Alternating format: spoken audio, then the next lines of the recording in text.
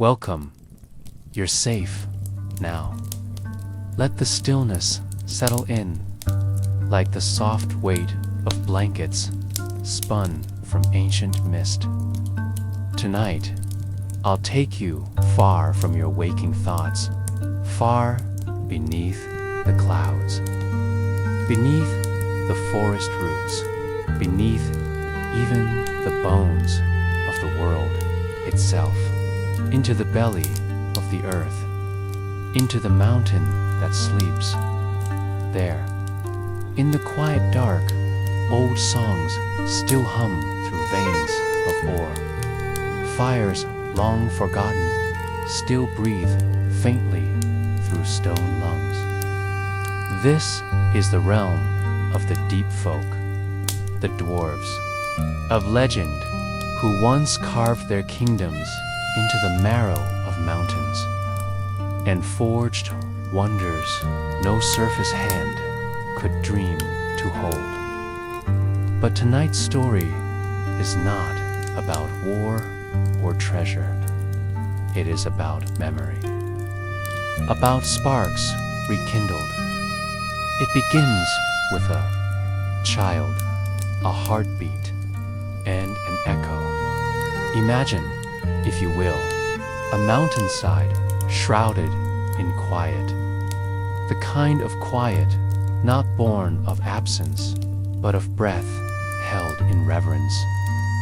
High above the tree line, where snow clings even in summer, and the stars seem only an arm's reach away. There lies a forgotten slope, gray, windswept, and still. The people of the valley call it the Sleeping Mountain. Few dare climb it, not out of fear, but out of respect. For they say the mountain dreams, and that deep beneath its ancient stone, something still listens. Our story begins with a girl named Ellen. She was no daughter of kings or fated hero, just a child of soil and sun, born to a family of stonecutters at the base of the range. She spoke little, listened much, and carried within her a silence deeper than the mountain itself. Her favorite place was a moss-covered ledge above her home, where she would sit for hours, watching the clouds curl like mist around the peaks. Some days, she would hum long, low tones that made the stones seem to vibrate beneath her feet. The elders called her odd. The ravens disagreed, and it was a raven that changed her life. It came one evening as the horizon blushed violet. Large, black as pitch, with feathers that shimmered like hammered obsidian. It landed near her perch, cawed once, not harshly, but clearly, and took off up the slope. Most would have ignored it. Ellen followed. The climb was steep and strange. The path, if it was a path at all, twisted through jagged rock and patches of forgotten snow.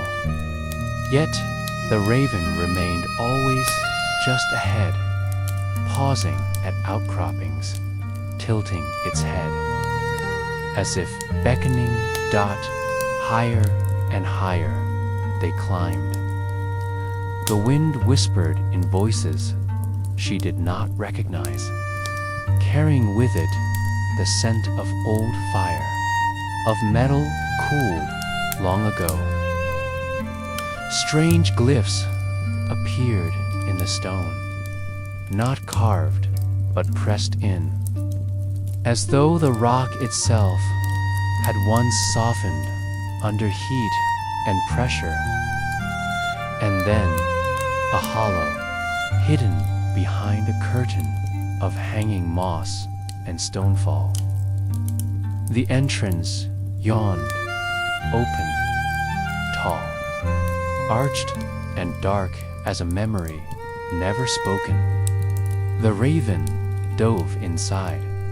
Ellen, heart thudding in quiet rhythm, stepped through the threshold, and the mountain swallowed her whole. At first, she could see little. The passage was narrow, the air dense with age. But then her eyes adjusted. Faint runes pulsed along the walls, soft like the glow of coals in a dying hearth. She walked forward, fingers grazing stone that felt warm beneath her touch. Far ahead, a glow, reddish, flickering, pulsed like a heartbeat. As she descended, the tunnels widened. She passed alcoves carved with ancient figures. Dwarves in profile, their eyes proud, their tools raised high.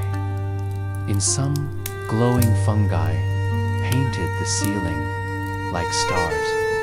In others, echoes of hammer blows, long silent, seemed to linger in the air, vibrating faintly in her bones. And then the chamber, it opened suddenly, a cathedral of stone. Pillars carved with spirals rose into darkness. Between them, thrones sat empty, circled around a vast stone platform. And in its center, the anvil. It was massive, cracked, and silent. Yet Ellen felt a pull. As if it recognized her, she stepped forward, and the silence shattered. A deep chime rang out, not from the anvil, but through it. The chamber trembled. Dust cascaded from above like snow, and in the shadows behind the THRONES ... eyes opened, figures emerged, short and stocky, cloaked in soot-dusted mail. Their eyes glowed amber. Their skin bore the sheen of old iron. Dwarves, real and breathing, not myth, not carving, but watchers awakened. They said no words at first, only stared. Then the eldest, his beard long, streaked with silver and black, with tiny hammer-shaped beads woven into its length, stepped forward. "You are not of the kin," he rumbled. His voice was deep, slow, and hollow, like the beating heart of the forge. Ellen swallowed. I followed the raven. Murmurs broke out. Not alarm, recognition. The fire guided. Someone whispered. She hears the stone song. The elder dwarf looked upon her with eyes like cooling steel. Then the hollow has chosen. They called themselves the keepers beneath, last of a dwindling bloodline, sworn to guard the ember of creation, the forge fire gifted to their ancestors by a god of stone and ash. That fire had long since gone cold. Too long, said the elder, whose name was Dorn. The mountain has slept, we with it, until one from above walks willingly through its echo. He led her to the anvil. This was Varnik's anvil, Dorn said. The place where stars were once hammered into crowns and rivers bent into blades. But the ember that fed it dimmed. Our people forgot the song until now. Elin touched the anvil. Again it sang. The days that followed were strange, dreamlike. The dwarves did not teach her. They remembered with her. For everything they had forgotten, every forge pattern, every chant, every crafting gesture returned to life when she stood among them. She did not know why, but deep inside, she felt something familiar in the stone, a rhythm that matched her heartbeat, a song she had never been taught, but always known. She watched them stoke the forge, not with wood or coal, but with memory. They whispered to the flames, sang names of mountains, chanted the stories of their dead. And from their sorrow, sparks rose. One ember caught, then another dot, until the forge flared to life. Bright, white gold, and hungry, they handed her the first hammer. Her hands, though slender and untrained, moved as if recalling an old dance. She struck the anvil. The sound rang pure. It echoed through the tunnels, stirred dust in unseen corners, woke voices in buried chambers. Some dwarves wept, others bowed their heads. One sang. The hollow was no longer silent. It was remembering, but something else stirred too far below. Deeper, a pulse awakened, a darkness that had fed on the forge's silence. It did not like the new song, and it began to rise, unaware, worked through the night, forging a shape that had appeared in her dreams. A flame crown, wrought of embered steel and inlaid with forgotten runes. A gift, she thought, but for whom? And there we will pause. ... The hollow echo has awakened, but so too has what lay beneath it. In the next chapter, we will descend deeper where sparks lie beneath stone skin, and the fire's memory must confront the shadows that would silence it. Beneath the newly lit forge, as warmth pulsed through veins of rock long cold, something ancient stirred. The dwarves called it the deep skin, not shadow, but a kind of will, a pressure in the earth that responded to light, with silence, to music with echoes, and to fire with hunger. They had known it once, long ago. They had made peace with it, or so they thought. But peace, like embers, fades. And now that the forge blazed once more, the deep skin awakened far above. Ellen slept in a chamber carved of basalt and birchroot, her dreams filled with glowing veins and singing stone.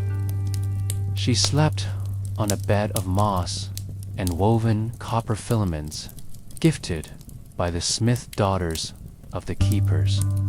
Beneath, in sleep, her hand curled unconsciously around a shard of blackened or warm as breath. Heavy as purpose dot down the passageways of the hollow. Cracks began to widen in the forge hall. Dorn, the elder dwarf, paced.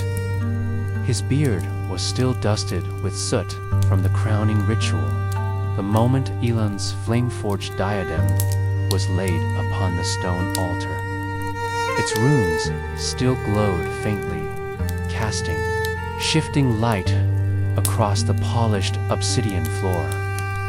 "She is the flame summoner," he murmured to his brother, Breck, a stonemason whose right eye gleamed with a gemstone lens. "But she is also the key." Breck nodded slowly, voice low. "And keys open more than doors." They both looked toward the eastern shaft, sealed for centuries. Once the path to the deep halls, it was warm, too warm. When Ilan awoke, she was guided by the song of hammers, not harsh, but rhythmic, like heartbeats in unison. She followed it, barefoot, her footsteps silent against the carved stone. She entered the forge. It was alive. More than heat, it breathed. Sparks danced like fireflies above the molten troughs. Hammers rose and fell in perfect time. Around her, dwarves moved with renewed purpose, young ones chanting as they worked, old ones whispering old stanzas that shaped the metal in ways.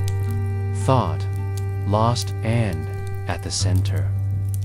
Dorn stood over a block of dark red stone. He looked up as she approached. "It sings to you," he said. Elin tilted her head. "The forge." "No," Dorn said, gently placing a hand on the stone. "This was not ore, nor metal. It was ember stone, the crystallized residue of divine fire, found only in the veins closest to the mountain's heart, rare, unforgiving, and very much alive. It should not be glowing," Breck muttered, stepping beside her. "Not unless the deep skin has cracked," Dorn finished grimly. That night, a decision was made. A descent would be made, not to awaken, but to seal. The Ember forge could not burn without consequence, and the keepers beneath knew that if they did not contain the fire's echo, it would rise unchecked, and the mountain would not remain asleep. Ellen volunteered before they could ask. She felt it in her chest, in her hands, in the song. She couldn't stop humming under her breath. The mountain was changing, and something inside her resonated. "With the change, I'll go," she said, and none could argue. The descent began at twilight. A small company joined her. Dorn, silent but steady. Breck, carrying a stone lantern lit with silver flame. And two others. Thali, the flame weaver who had sung the fire into being, and Orvik, a mute craftsman whose runes spoke louder than words. They descended through the sealed way. Once a miner's artery It had collapsed after the Ember War, when the fire first began to fade and the dwarves sealed themselves from the lower dark. It had remained untouched, a scar in stone. Now it breathed. The tunnels grew narrower. At times, they had to crawl, pressing past, stone wet with condensation and crusted with iron salts. Then, open space. A chamber, vast and domed, carved long ago by molten rivers. Stalactites dripped like glass teeth. The air shimmered with heat, and at the center, a fracture, not a crack in the ground, a rift in memory. Through it pulsed a dull glow, orange red, like coals beneath Ashdot. Elin stepped closer, and the song returned. It was not hers, nor the dwarves. Deeper, it rose. From the fracture like steam, a whisper that hummed in no language, only rhythm. It matched the beat of her heart, but slower, deeper, a memory of the mountain itself. She placed her hand on the stone lip, and she saw a vision, not sight, but sense. The mountain, alive and vast, curled like a slumbering giant. Within it, veins. A fire threaded through stone. Not destruction, but intention. This was no volcano. This was a heart, once bright, now dimming, and at its core, the deep skin, not a beast, not evil, just ... heavy like sadness, too old to lift. It had curled around the ember long ago, cocooning it in silence, trying to preserve what could not stay. Now, the fire had returned, and the sadness stirred. Ellen drew back, breath shallow. The others watched. "It's not anger," she whispered. "It's sorrow." Dorn stepped forward. "Then we do not fight it. We offer," Thali said. Reaching into her sat shield. She produced a shard of ember glass, pulsing faintly. "This holds a forge song, one of creation, not war. Let it sing below." They placed the shard into the crack. At first, nothing, then a sigh. Then a sigh. The chamber warmed. From the fracture rose a soft light. It curled like mist, wrapped around Ellen, around the others, not threatening, curious. Then a voice, not words, but presence. You remember. And the mountain calmed. For now, they climbed back in silence. The deep skin had not been defeated. It had not needed to be. It had only wanted to be seen, recognized, as they emerged back into the forge chamber. The runes along the walls pulsed anew, brighter, cleaner. The ember forge flared, not in warning, but in welcome, and Ellen smiled. The song had changed, not louder, but clearer and far below. In the depths of the mountain's memory, the deep skin curled once more into rest, not in fear, but in peace. There are tools so old that their very shape carves stories into the hands of those who wield them. The hammer of Varnok was one such relic, not merely forged, but birthed from the molten heart of the world during the first shaping it had. Not wrung into forges for centuries, but now, with the ember forge pulsing again, the hammer stirred in its deep vault, and its call, low and resonant, echoed in dreams. Ellen heard it first. It began as a whisper in her sleep, the dull, slow rhythm of metal, unmetal, distant but insistent, a sound that seemed to fold into the beating of her own heart. At dawn, she rose and found herself walking barefoot again through the cool stone corridors.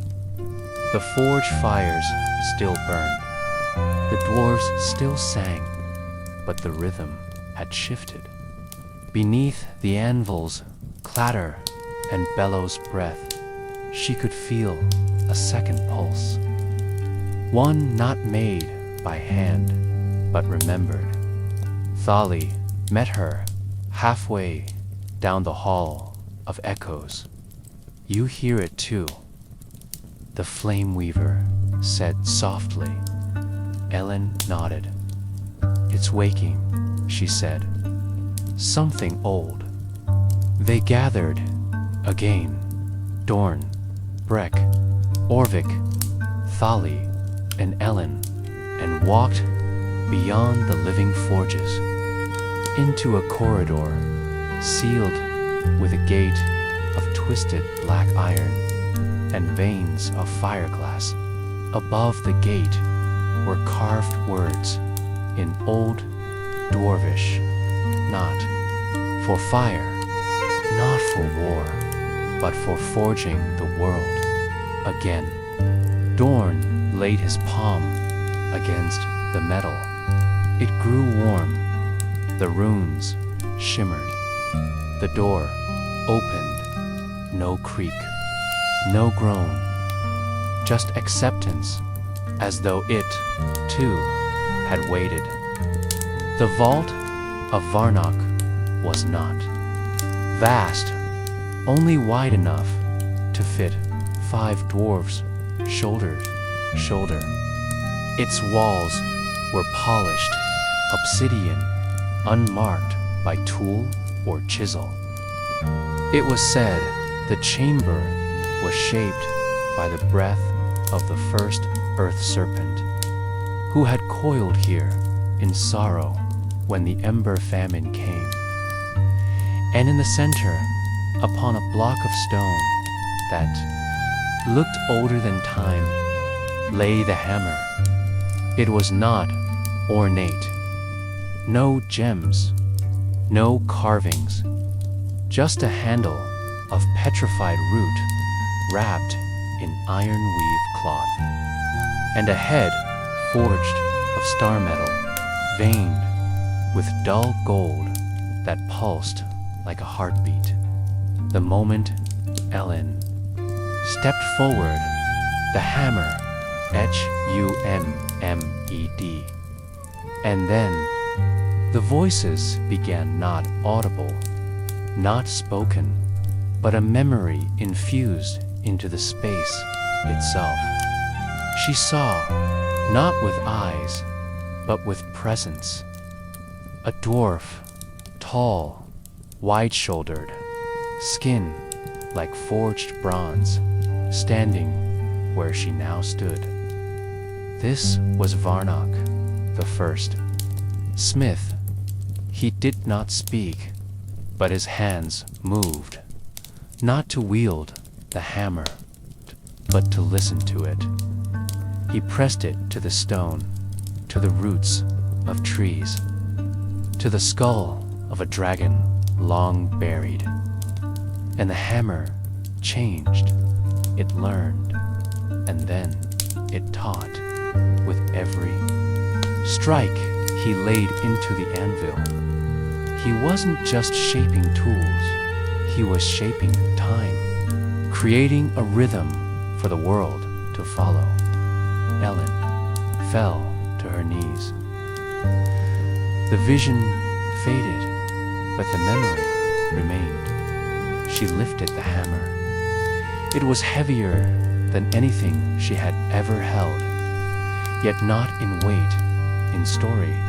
Dorn stepped beside her, voice hoarse. Only one with the Ember song can carry it now, and she did not let go. The return to the forge was quiet, but the moment Ellen crossed the threshold with the hammer of Varnock in hand, every anvil paused, every bellows stilled, every flame flickered, and then the song began again. This time, led by the hammer, Ellen stepped to the central anvil, laid the hammer upon it, and breathed. Then she struck. The sound was unlike any other, not loud, not sharp dot, but deep. A tone that rang down the tunnels, through the stone, and out into the far hills. A tone of recognition. The mountain answered. For days they forged, not weapons, not armor, but memory. Ellen used the hammer to reforge the lost tools. Of the deep singers, chisels that carved stone with silence, flutes that taught air how to carry heat, chains not of metal but of melody. Each creation sang, each creation healed. Even the deep skin stirred, not in protest, but in rhythm. The mountain's breath grew steady. The ember forge stable. But the hammer was not finished. One night, as Ellen sat beside the silver flames, it pulled at her hand, not forcefully, gently, like a child tugging a parent's sleeve. She followed its pole dot to a wall none had touched in centuries, beneath the soot and faded carvings. She saw them, glyphs of future forges, not built yet, not imagined, but needed. The hammer pulsed, and she understood it had not returned just for healing, it had returned for becoming. With the guidance of the elder smiths and the whisper of Varnock's echo, they began crafting the forge seed, a shard of metal, song and story, meant to be buried deep in the heart of another mountain one day, a seed for the future, a promise that the ember would never fade again. And when it was done, when Ellen held the finished core, warm and silent in her palm, the hammer grew still, not dead, but resting, its story told, its rhythm passed on to her that night.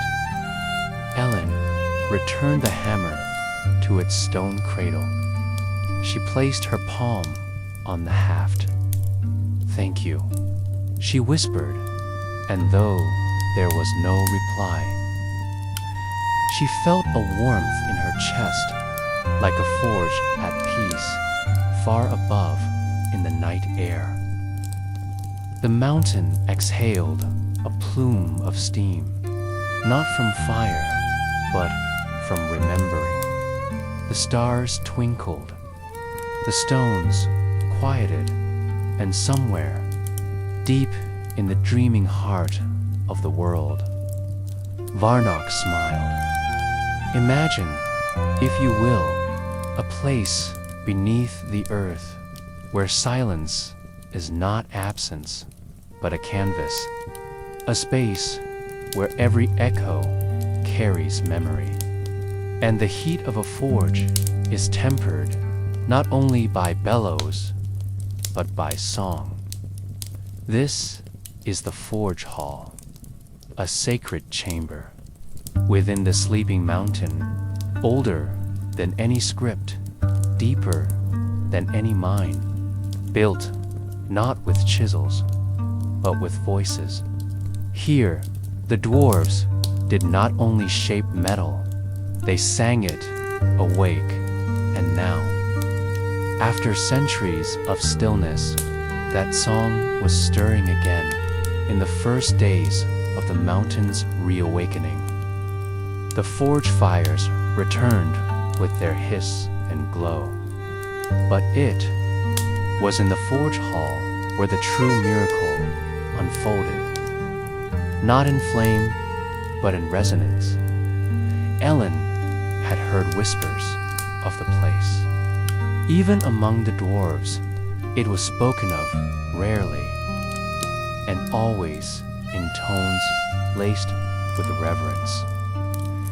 They said it was where metal first learned to remember its form, where hammers danced to melody, and where the heart of the mountain could be heard, if one was still enough. And now, she was invited within. The entrance was framed by basalt pillars engraved with spiraling runes, worn smooth by time. No door barred the way, only a low-hanging curtain of glimmering mineral threads that hummed ever so slightly in the passing air.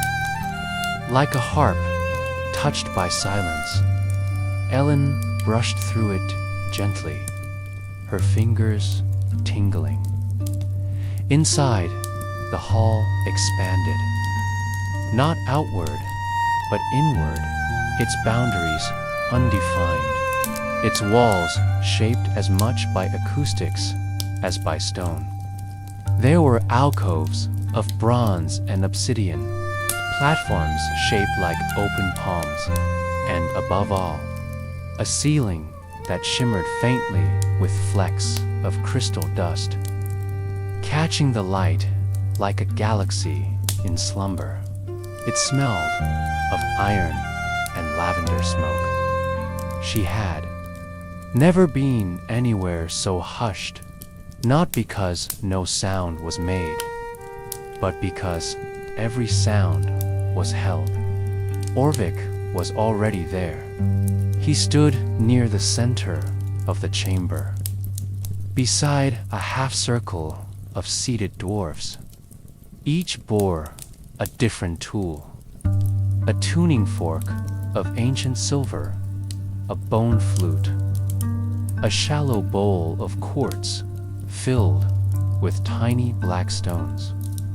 This was the choir of sparks, keepers of the old songs, passed down from voice to voice, never written, never broken. They looked to Ellen as one might observe a star that had fallen gently into their garden, not startled, not disbelieving, but ... curious. Thali spoke first. The forge has accepted her. The hammer has responded. Now, let us see if the hull will listen. Orvik handed her a rod of polished copper, forked at the end. Do you know what this is? He asked gently. She shook her head. It is a voice catcher, he said. it finds your true note. The tone of you, not your speaking voice, but your shaping presence. He tapped it once against a stone ring embedded in the floor. The ring pulsed. A quiet note shimmered into the space, high and light, like the ghost of a chime. Ellen took the rod. It felt warm. She breathed in, and she sang. Not a song with words, not even a melody first, just tone. A breath drawn through the heart, a sound pulled from the marrow of memory. The voice catcher, Quivered. The ring glowed brighter, and then the hall answered. It began with a bowl of stones. They stirred, clicking softly in rhythm. Then the flute joined, a low, mournful tone like wind beneath old earth. The tuning forks rang dot. Beneath it all, the forge hall itself, each UMMED. Not as an echo, not as a copy, but as harmony. Ellen's voice flowed, deepening with each breath, learning to ride the current of sound, not lead it. Her tone intertwined with the dwarves, and together they formed something older than language, a forward chant, once used to awaken metal to its true nature. With each passing stanza, the walls glowed. Metal embedded in the stone began to shimmer faintly, not melting, but softening. And then the anvil rings began, dozens of them embedded like constellations in the floor, lit one by one, each ringing its own tone when struck by the vibrations of the song. Ellen could feel the song inside her chest, not just in her throat.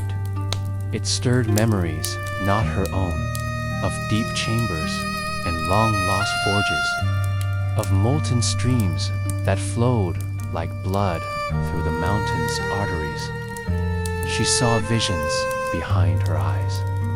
A dwarf placing a blade into the fire and singing to it not with pride, but with kindness. A mother humming to her son as she braided his beard for the first time beside an ember-lit forge. A time when every tool, every flame, every stone was sung into being. And then, silence, not absence, not completion. The song ended, not with a final note, but with a breath held gently between heartbeats. Ellen opened her eyes. The dwarves were smiling. The forge hall had remembered, and now, so had she dot over the days that followed. She returned again and again. She learned the melodies of quenching, slow, descending scales sung to blades as they cooled, easing their tension. She practiced the tones of shaping complex harmonics, used to fold metal upon itself without losing spirit. But most treasured of all were the dirges of renewal, songs sung not to metal, but to people, to help them let go, to help them begin again.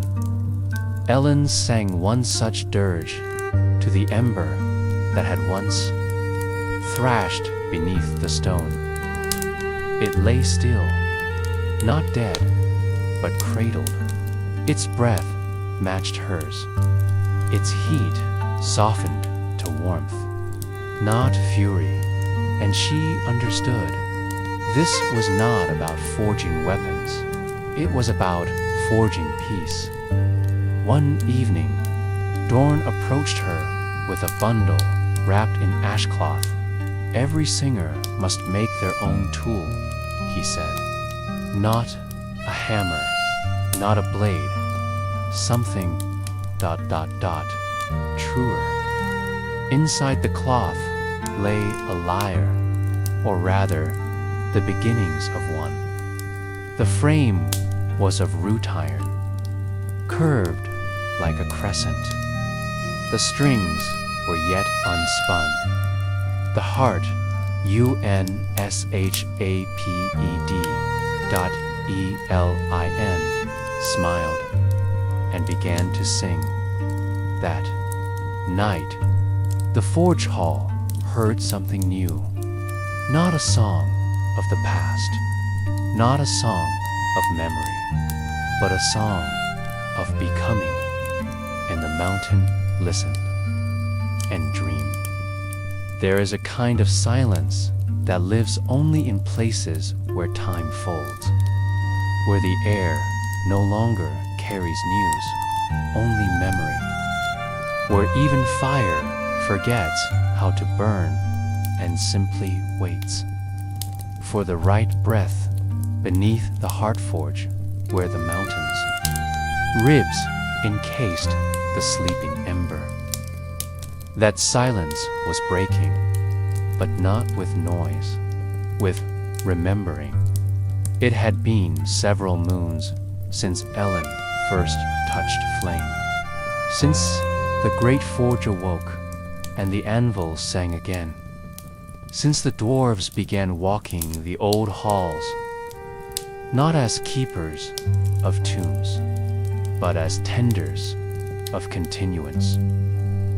But there was still one flame unlit, the first flame, the original spark of craft hidden in the chamber of ember echoes, a chamber spoken of in the oldest rhymes of stone singers, set to lie deeper than even the forge hall, beneath the black basalt roots of the mountain itself.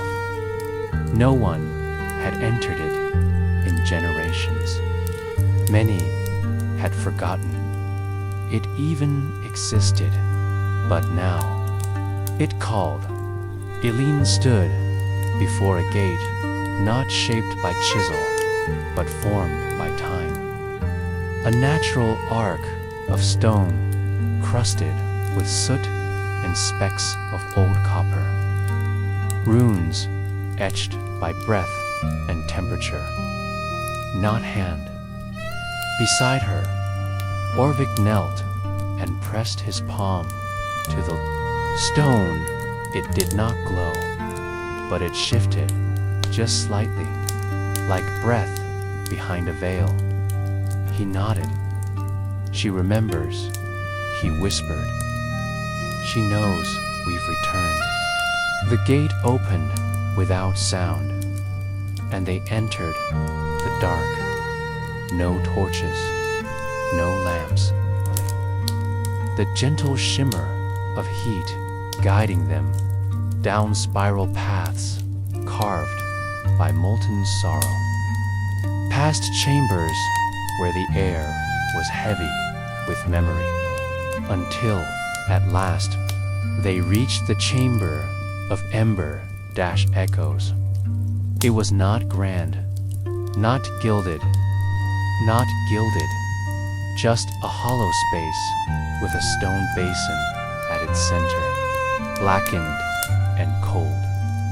But something pulsed there, faint, ancient, waiting. And when Ellen stepped forward, It breathed, not fire, not yet, just possibility. She knelt beside the basin and placed both palms gently on the soot-black stone. It felt like rough skin, scarred. Patient, I am not here to take, she whispered, her voice barely above breath. I'm here to remember. And then she sang, not loudly, not for others, just for the flame, just for the part of the mountain that still held its first breath. Her voice was soft, notes shaped not from melody, but from listening. To the way the air sighed, to the way the stone pulsed, ever so gently. To the warmth beneath her skin, the words came without thinking. Old words, not DWARVIS,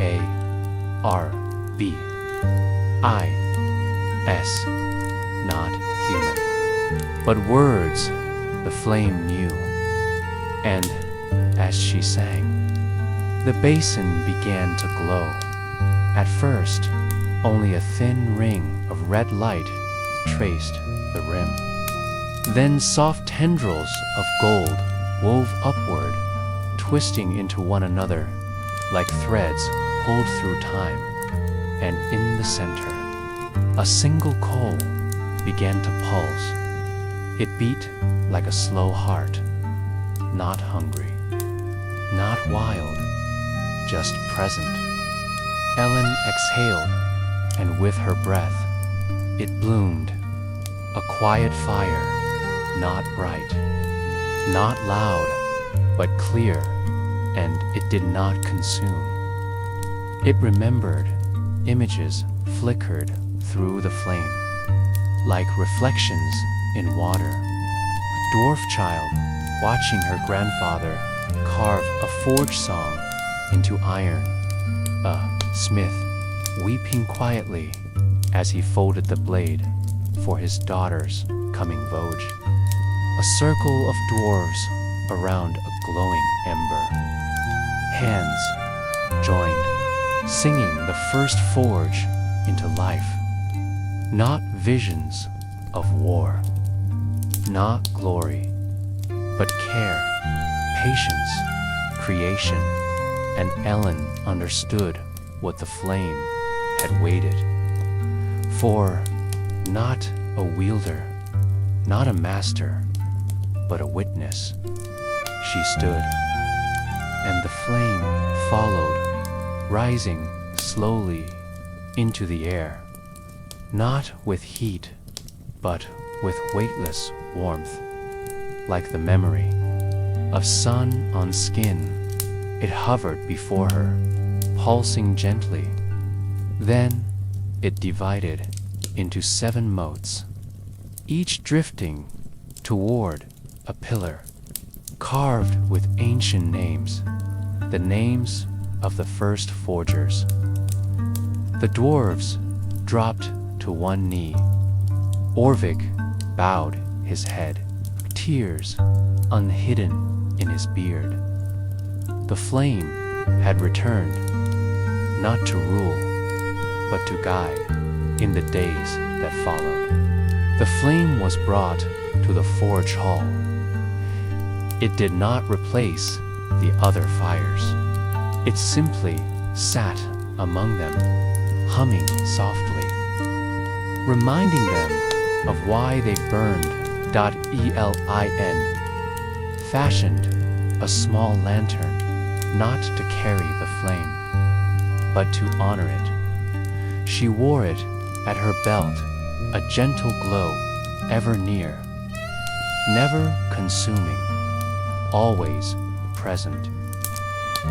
And with it came a change. The dwarves no longer crafted out of necessity alone. They began shaping again, tools of beauty, of function, of legacy. Hearthstones etched with lullabies, memory beads carved from cooled slag, gifted from elder to child, even. The ember heart itself, once wild and directionless, now pulsed gently with calm.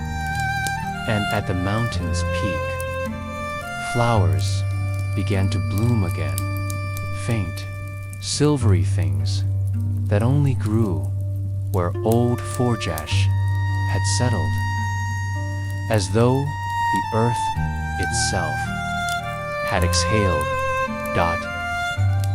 In remained, not as queen, not as hero, but as singer.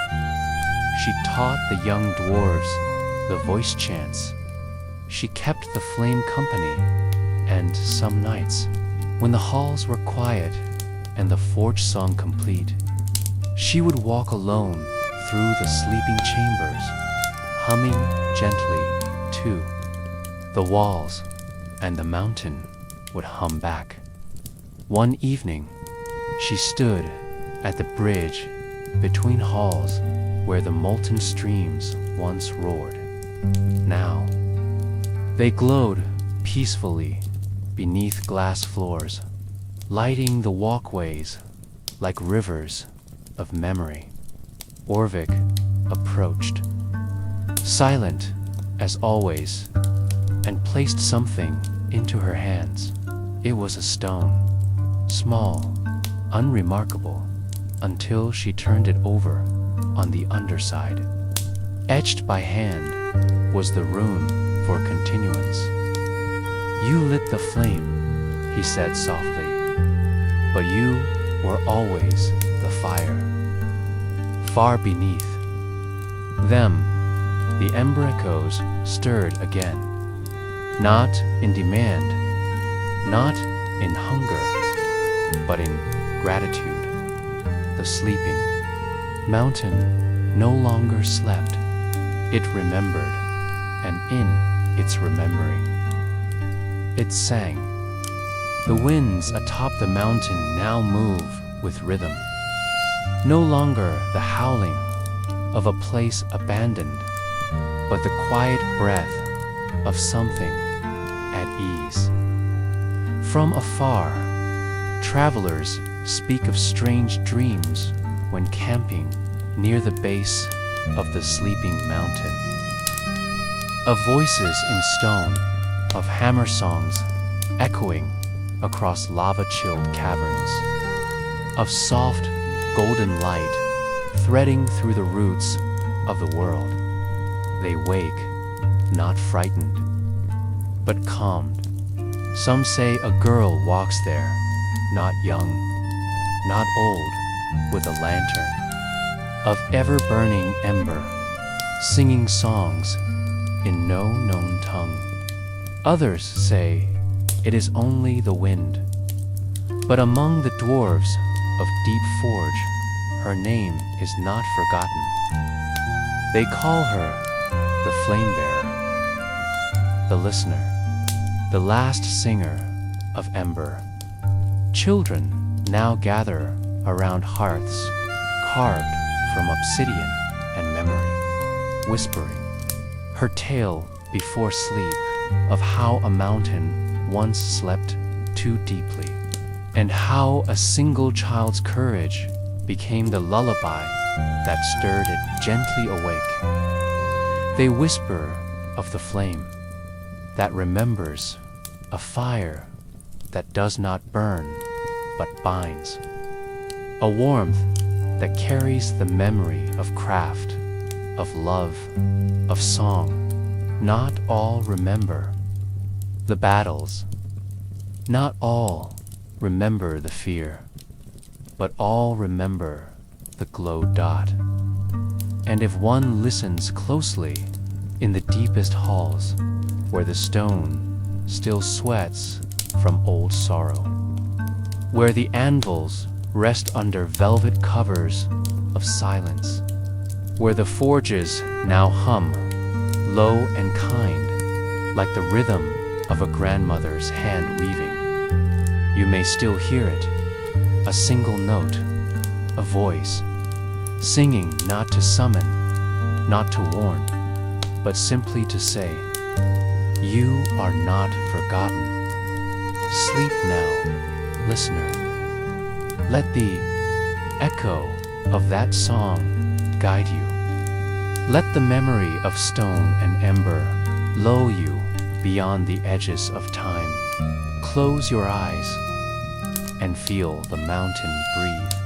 The fire is at peace, and so are you.